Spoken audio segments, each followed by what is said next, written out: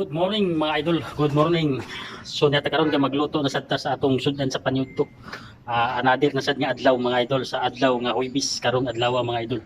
So kumusta na ang atong mga gwapo-gwapa nga mga followers nato dia. Daghang salamat sa inyo sa wala ninyong sawang suporta sa akong mga vlog bisag sa mga vlog nga ko nga ginagmay nga pamaagi. Pero daghang salamat nga nagpabilin pagyapon mo.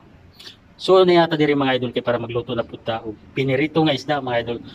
So aton sa ning kritono na mga idol kay para mahunan na sa nato kung unsa nga anadir nga luto nga atong ilang gustuhan ni mga idol kay kung iskabitsi pwede gyapon mga idol. So anya mga idol ready na na atong isda mga idol.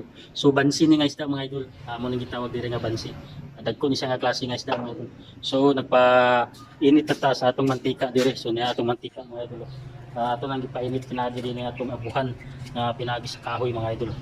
So tara na mga idol, ato na ni siyang iprito mga idol.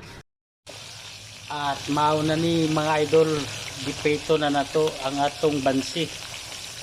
So nagkulo-kulo na ang mantika sa kainit sa bansi mga idol.